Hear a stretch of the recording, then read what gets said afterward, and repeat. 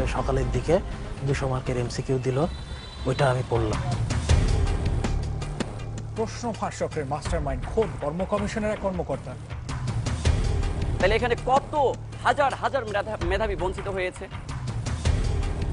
BCS সহ বিভিন্ন নিয়োগ পরীক্ষার প্রশ্ন ফাঁস করে আসছিল চক্রটি।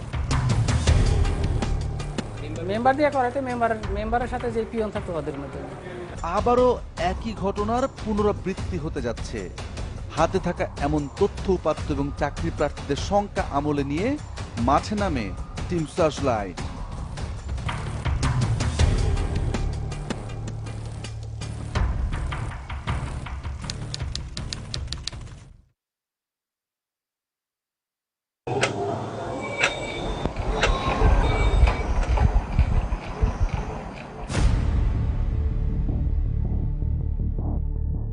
উদ্বেগ, উৎকণ্ঠা, চাকরির পরীক্ষার তীব্র প্রতিযোগিতায় নিজেকে প্রস্তুত করতে লাখো বেকারের শেষ ভরসা কঠোর পরিশ্রম আর অধ্যাবসায়।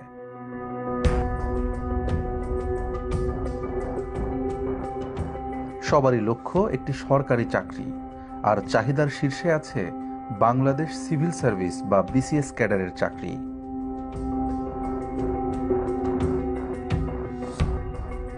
তবে স্বপ্নের এই চাকরি খুব সহজে ধরা দেয় না। যারা সেটি পায় তাদের অনেক পরিশ্রম আর সাধনার ভেতর দিয়ে যেতে হয়, কেননা একটি পদের জন্য লড়েন শতাধিক প্রার্থী। আমি বিসিএস ক্যাডার অবশ্যই হব, এই জন্য আমি সেই ফার্স্ট ইয়ার থেকে কিন্তু পড়াশোনা শুরু করলাম। মাশাআল্লাহ, আমি 33তম বিসিএসে ভাইবাও দিলাম। ভাইবা দেওয়ার পরে মানে আমি একটা প্রত্যাশাই করেছিলাম যে আমি পুলিশ ক্যাডার পাবো। আমার ফার্স্ট চান্স কিন্তু পুলিশ দেওয়া ছিল, কিন্তু আমার সে ক্যাডার তো পেলামই না। এবার চিন্তা করলাম যে একটা নন ক্যাডার আসবে, সে নন ক্যাডার পেলাম না। এই নাসির উদ্দিনকে দেখুন, বিসিএস ক্যাডার হওয়ার স্বপ্ন পূরণে কি না করেছেন। রাতের পর রাত জেগে পড়েছেন, কোচিং সেন্টারে দৌড়েছেন, এমনকি বিশ্ববিদ্যালয়ের পড়াও ঠিক মতো করেননি। সব মিলিয়ে আমি শতাধিক কিন্তু চাকরি পরীক্ষা অ্যাপ্লাই করেছি, পরীক্ষা দিয়েছি। এর ভিতরে আমি কিন্তু 19টার মতো ভাইবাই দিয়েছি বিভিন্ন সরকারি মন্ত্রণালয় অধিদপ্তরে, কিন্তু আমি কি একটা চাকরি পাওয়ার মতো যোগ্য ছিলাম না? এমন হাজারো স্বপ্নভঙ্গের গল্প আছে, আছে হতাশার ডামাডোল, দুশ্চিন্তা। তবে চাকরি প্রার্থীদের কেউ কেউ এই পরিশ্রমের পথে হাঁটেন না। মেধার পরখে না গিয়ে তারা বেছে নেন সাফল্যের শর্টকাট, অনৈতিক পন্থা। বিসিএস পরীক্ষার সেই অনৈতিক পথের সন্ধানে টিম সার্চলাইট। এই যাত্রায় আমরা এমন এক ব্যক্তির খোঁজ পেয়েছি যিনি অন্ধকার ওই পথের অলিগলি যেমন চেনেন, তেমনি জানেন কারা তার নেপথ্য কুশীলব। এবং জনপ্রতি 8 থেকে 10 লক্ষ টাকা করে নেয়। এটা কি আপনার সাথে আপনার সামনেই হয়েছিল এটা? জি জি জি। এবং 4টা মেয়ে আমার দিকে আমাকে দিয়েছিলেন ওনার ভাইরা, ডাকনাম কামরুল সাকিব, ওনার ভাইরার বাসায় রেখে আসার জন্য।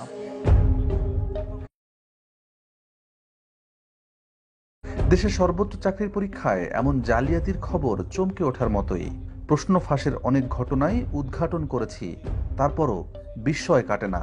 পিএসসির এই নন ক্যাডারগুলোই করতো, আর আগে বলতো আগে 4-5টা বিসিএস ক্যাডার বানাইছি, তারপর থেকে নন ক্যাডারের দিকে ঝুঁকে পড়ে, রাজস্ব, এটিও এইসব। তারপরে পিএসসির একটা কাজ করে সিনিয়র স্টাফ নার্স, এটার অনেকগুলো, প্রায় 20-25টা চাকরি হয় ওনার মাধ্যমে।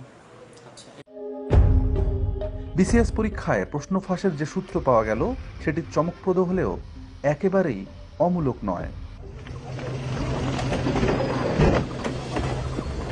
পূর্বের অনিয়মগুলোয় নজর দিলে এটি স্পষ্ট হয়। আলোচিত এই পরীক্ষা ঘিরে নানা সময় প্রশ্ন ফাঁস, ডিজিটাল ডিভাইস জালিয়াতি, এমনকি মৌখিক পরীক্ষায় অনিয়মের অভিযোগও উঠেছে। এ যেন সর্ষের ভেতরে ভূত। এবার ফাঁস হলো সরকারি কর্ম কমিশন পিএসসির নিয়োগ পরীক্ষার প্রশ্ন আর প্রশ্ন ফাঁস চক্রের মাস্টারমাইন্ড খোদ কর্ম কমিশনের এক কর্মকর্তা। গেল শুক্রবার অনুষ্ঠিত রেলওয়ের নিয়োগ পরীক্ষায় প্রশ্নপত্র ফাঁসের ঘটনা আমাদের সংশয়কে ঘনীভূত করেছে। কিন্তু তাই বলে বিসিএস পরীক্ষাতে সত্যিই কি প্রশ্ন ফাঁস সম্ভব?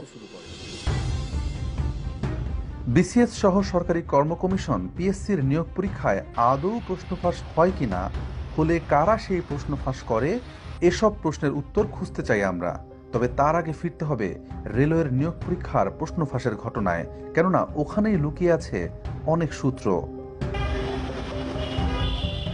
চ্যানেল 24-এ প্রশ্ন ফাঁসের খবর প্রচারের পর চক্রের 17 সদস্য গ্রেপ্তার হয়েছেন সিআইডির হাতে। পিএসসির গাড়ি চালক আবেদ আলী তাদের একজন। আর বিভিন্ন সময় বিভিন্ন বিসিএস এর ভাইভাতে তদবির করতাম সার্ভে দিয়ে। 33 আছে 3টা, আর 27 ছিল 2টা। মেম্বার দিয়ে করাতে মেম্বারের সাথে যে পিয়ন থাকতো ওদের মাধ্যমে। অকপট নিজের অপরাধের কথা স্বীকার করেছেন তিনি, জানালেন এই গুরুত্বপূর্ণ তথ্য। বিজেপির সবচেয়ে অসাধু প্রশ্ন ফাঁসকারী আছে, সবসময় প্রশ্ন ফাঁসকারী আসছে। একসময় আবেদ আলীর শিষ্য ছিলেন, কিন্তু কালের পরিক্রমায় এখন নিজেই প্রশ্ন ফাঁস করতে পারেন সাজেদুল। 46টা আমি পুরোপুরি জানি মানে যে করছে, আর 45টা হয়েছে এটা শুনছি। 46টা কিভাবে জানেন? কি কতজন লোক দিলেন আপনি? 46টা জানি হলো যে আবু সালমান সোহেল ও আমাকে মানে নক করছিল, নক করার পর আমি তাকে 17 জন লোক দিচ্ছিলাম। আমাদের সূত্রের সাথে সাজেদুলের বক্তব্য মিলে যাচ্ছে। তবে কি সত্যি ফাঁস হয়েছে সর্বশেষ 2টি বিসিএস এর প্রশ্নপত্র? আমরা এর হিসাব মিলাবো বিরতির পর।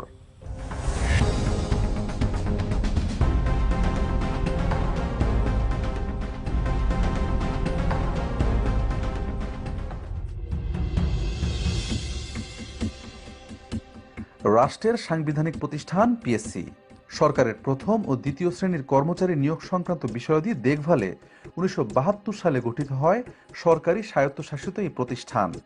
একজন চেয়ারম্যানের নেতৃত্বে 20 সদস্যের একটি স্বতন্ত্র বোর্ড এই প্রতিষ্ঠানের সকল কার্যক্রম পরিচালনা করে।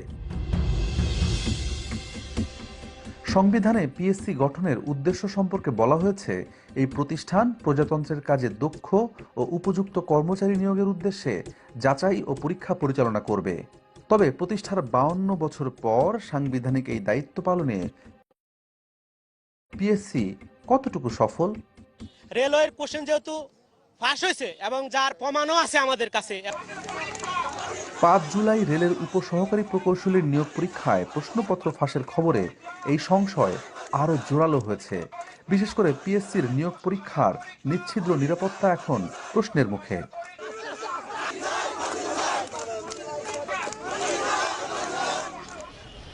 কিন্তু এই নিরাপত্তা ঝুঁকি কি বিসিএস এর মতো মর্যাদাপূর্ণ চাকরির পরীক্ষাতেও রয়েছে?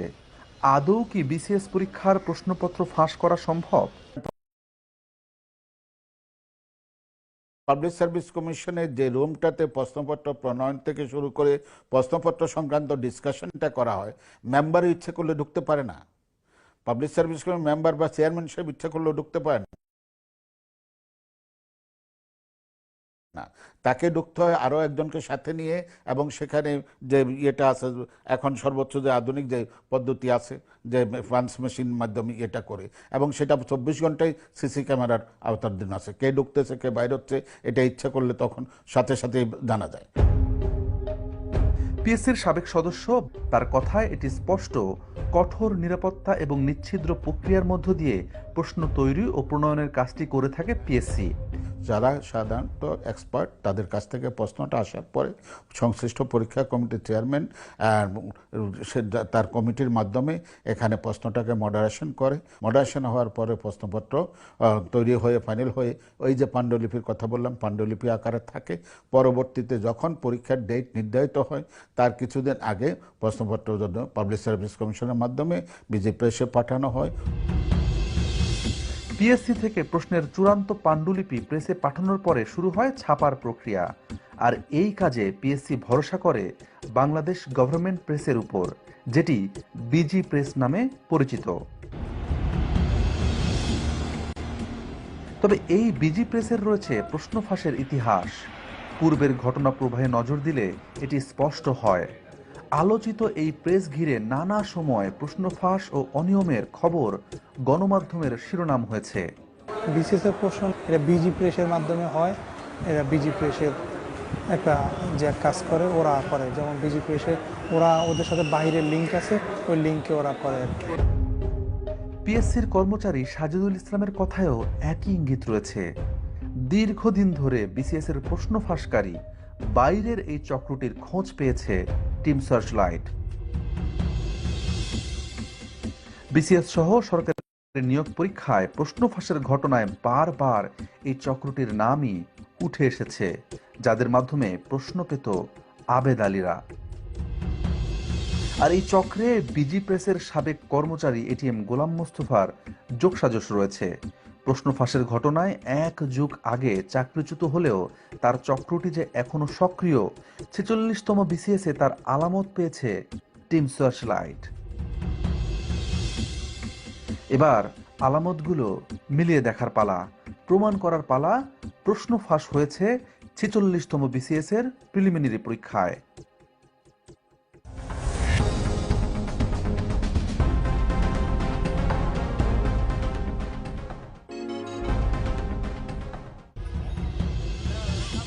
ছেচল্লিশতম বিসিএস এর 3140টি পদের জন্য গত বছর বিজ্ঞপ্তি প্রকাশ করে পিএসসি।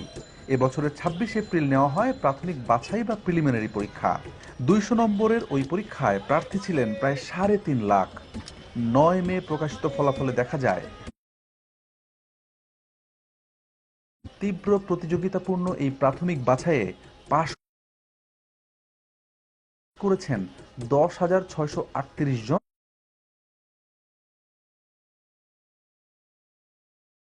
যা মোট প্রার্থীর মাত্র 3%।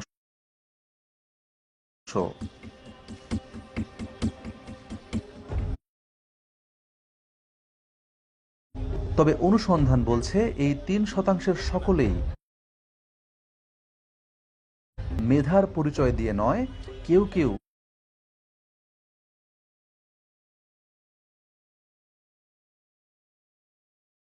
অনৈতিক পন্থাও বেছে নিয়েছিলেন। এমনই কিছু প্রার্থীর প্রবেশপত্র এসে পৌঁছেছে আমাদের হাতে। কিভাবে তারা এই জালিয়াতি করেছেন তা খতিয়ে দেখার আগে নজর দিতে হবে 46তম বিসিএস প্রিলিমিনারি পরীক্ষার ফলাফলের প্রজ্ঞাপনে। মেলাতে হবে রেজিস্ট্রেশন নাম্বার। আমাদের হাতে থাকা 8টি প্রবেশপত্রের সবাই চান্স পেয়েছেন। এই শিক্ষার্থীরা কিভাবে প্রশ্নপত্র পেলেন, কারা তাদের এই প্রশ্নপত্র দিল তা জানতে অন্তত একজন শিক্ষার্থীকে খুঁজে বের করতে হবে। মাহমুদুলের ফোন নাম্বার লেখা ছিল প্রবেশপত্রের উপরে। সেই সূত্রে খোঁজ পাওয়া গেল সে ঢাকা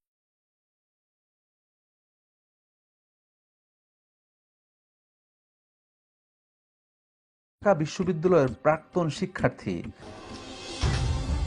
মাহমুদুলের ঠিকানা সহ আরো বিস্তারিত তথ্য পেতে যেতে হবে ঢাকা বিশ্ববিদ্যালয়ের ভর্তি অফিসে।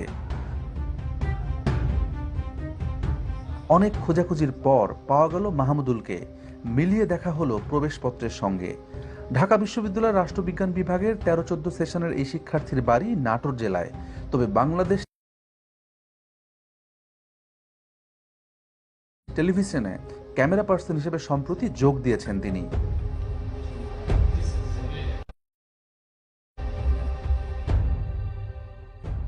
শুরুতে ক্যামেরায় মুখ দেখাতে না চাইলেও এক পর্যায়ে কথা বলতে রাজি হলেন তিনি। জানালেন 46তম বিসিএস প্রিলি পরীক্ষার আগের রাতের বিস্তারিত। 46 বিসিএস এর প্রশ্ন সাজুদুল ইসলাম সাজু আমাকে মোহাম্মদপুরে পাঠালো। মোহাম্মদপুর থেকে আমাকে একটা বাসায় নিয়ে গেল। বাসায় নিয়ে যাওয়ার পরে ওখানে আমাকে সকালের দিকে 200 মার্কের এমসিকিউ দিল। ওইটা আমি পড়লাম। পড়ার পরে হলে গিয়ে দেখি কমন পড়ছে। আচ্ছা, কত টাকা পিলিতে, কত টাকা কন্ট্যাক্ট হলো? 1 লাখ টাকা নিয়েছে। এই সাজুই হলেন পিএসসির কর্মচারী সাজেদুল ইসলাম, যার মাধ্যমে মাহমুদুলের মতো অনেকেই পরীক্ষার আগের রাতে প্রশ্ন পেয়েছেন। মাহমুদুলের বক্তব্যের সূত্র ধরে খুঁজে বের করি আরেক শিক্ষার্থী রুবেলকে। ঘটনার আকস্মিকতায় হতভম্ব রুবেল নিজের পরিচয় গোপন রাখতে বারবার অনুরোধ করছিলেন। স্যার, আপনি আমার এলাকার স্যার, একটু ভিডিওটা করেন না স্যার, তাহলে আপনি আমার এলাকার আমি স্যার আমার এরকম কোনো কিছু স্যার ভিডিও করেন না স্যার, আমার সব করেন স্যার। কিন্তু আমরা ওই রাতের বিস্তারিত তার মুখেই জানতে চাই। মাহমুদুল ভাইয়ের মাধ্যমে ওইখান থেকে আমাকে নিয়ে গেছে আইডিবির সামনে। তো আইডিবির থেকে ওরা আবার গাড়িতে করে মোহাম্মদপুর নিয়ে গেছে। তো মোহাম্মদপুর নিয়ে যাওয়ার পরে রাত 9টা-10টার দিকে আমাদের কাছে কোশ্চেন পাঠিয়েছে। তো ওরা লোকজন ছিল, ওই কোশ্চেন দিয়ে আমাদের সারা রাত সলভ করাইছে।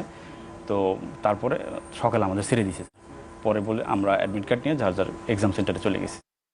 পরে আমরা পরীক্ষার হলে ওই অ্যারাউন্ড 160-র মতো কোশ্চেন কমন পাইছি বিসিএস এ। স্যার, তার মানে সবগুলো সেটের প্রশ্নই পড়ানো হয়েছিল শিক্ষার্থীদের, যাতে যে কোনো সেট থেকে প্রশ্ন এলে উত্তর দিতে পারেন তারা।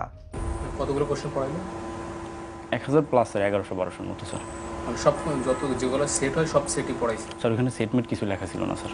আচ্ছা, কি হাতে লেখা ছিল না? না, প্রিন্ট করাই ছিল, বাট ওইখানেও জাস্ট খালি কোশ্চেনগুলো ছিল, আর কোনো কিছু ছিল না। আমার সাথে 2 লাখ টাকা কন্ট্রাক্ট হয়েছিল, পরে আমাকে নিয়ে গেছিল। আমার ওই রুমে স্যার 8-9 জন স্যার। ওই বাসায় কতজন? ওই বাসায় স্যার 100 জনের মতো স্যার।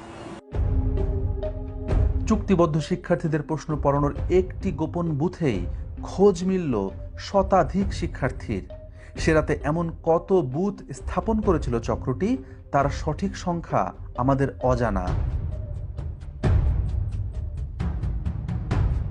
মাহমুদুল ও রুবেলের মতো আরও 6 শিক্ষার্থীর নাম পরিচয় নিশ্চিত হয়েছে টিম সার্চলাইট, যারা প্রশ্ন পেয়েছিলেন। শুধু কি প্রিলির প্রশ্নই ফাঁস হয়? প্রিলিমিনারির 4 সেট তারা পাইতো, লিখিতর 4 সেটই তারা পাইতো, এবং পড়াশোনা সারা রাত পড়াশোনা করে সকালবেলা পরীক্ষা দিত। বিশেষ পরীক্ষার আগে, বিশেষ করে 33তম এবং 34তম বিশেষ পরীক্ষার আগে নোমান সিদ্দিকী ক্যান্ডিডেট জোগাড় করতেন। জোগাড় করে পরীক্ষার আগের রাতে একটি নির্দিষ্ট জায়গায় রাখতেন, মিরপুর 10 নম্বরে, যেটাকে বলতো বুথ। ওখানে সব ক্যান্ডিডেটকে জড়ো করে রাখতেন, 20-25 জনকে। রাত 1:30, 2টা কিংবা 3টার দিকে পিএসসির বহিষ্কৃত কর্মচারী খলিল এসে হাতে লেখা কাগজে প্রশ্ন দিয়ে যেতেন। আর সেই প্রশ্নগুলোই এই ক্যান্ডিডেটগুলো সারা রাত ধরে পড়াশোনা করে সকালবেলা পরীক্ষা দিত। মাহমুদুল ও রুবেলকেও আগামী অগাস্টে অনুষ্ঠিতব্য লিখিত পরীক্ষার প্রশ্ন সরবরাহের আশ্বাস দিয়েছিল চক্রটি। নজর দিতে হবে আসামিদের আদালতে দেওয়া জবানবন্দিতে। সেখানে 33তম বিসিএস এর প্রিলি এবং রিটেন পরীক্ষায় প্রশ্ন ফাঁসের মাধ্যমে বেশ কয়েকজনকে ক্যাডার বানানোর কথা স্বীকার করেছে চক্রটি। বিসিএস ছাড়াও আমাদের অনুসন্ধানে সহকারী রাজস্ব কর্মকর্তা, অডিটর, সহকারী থানা শিক্ষা কর্মকর্তা, সিনিয়র স্টাফ নার্স, পল্লী সঞ্চয় ব্যাংক, পররাষ্ট্র মন্ত্রণালয়ের সাইফার কর্মকর্তা, জুনিয়র ইন্সপেক্টর সহ 30টি নিয়োগ পরীক্ষায় প্রশ্ন ফাঁসের প্রমাণ মিলেছে। বিসিএস সহ বিভিন্ন পরীক্ষার প্রশ্নপত্র ফাঁস নিয়ে পিএসসির চেয়ারম্যানের মুখোমুখি আমরা। এবং প্রশ্ন পরীক্ষার পর আমরা মিলিয়ে দেখেছি, এটা হুবহু মিলে যায় আপনার প্রশ্নের সাথে। এই বিষয়ে এখনো মন্তব্য করার সময় আসেনি। আমার যদি আগে পেতাম আমরা, তাহলে আমরা পরীক্ষাটা সত্য বা মিথ্যা সেটা পরে পরীক্ষাটা বন্ধ করতে পারতাম। আমরা পরীক্ষাটা আমরা বন্ধ করতে পারতাম, তাহলে এই বদনামটা আমাদের ঘাড়ে আসতো না। পিএসসির যে কয়জন কর্মকর্তা কর্মচারী সিআইডির হাতে গ্রেপ্তার হয়েছেন, এদের সবার বিরুদ্ধে বিভিন্ন সময়ে প্রশ্নপত্র ফাঁসের অভিযোগ ছিল। সেই সব অভিযোগের কয়েকটি সত্যতাও খুঁজে পেয়েছিল পিএসসি। হাতে গোনা কয়েকজনের জন্য গোটা পরীক্ষা ব্যবস্থাটি প্রশ্নের মুখে পড়তে পারে না। আমাদের অনুসন্ধানের লক্ষ্য সেটি নয়। আমরা দেখিয়েছি একটি চক্র কিভাবে টাকার লোভে পরীক্ষা পদ্ধতিকে কলুষিত করছে। এদের খুঁজে বের করে থামানো জরুরি, তা না হলে সরকারি কর্ম কমিশনের ওপর মানুষ আস্থা হারাবে।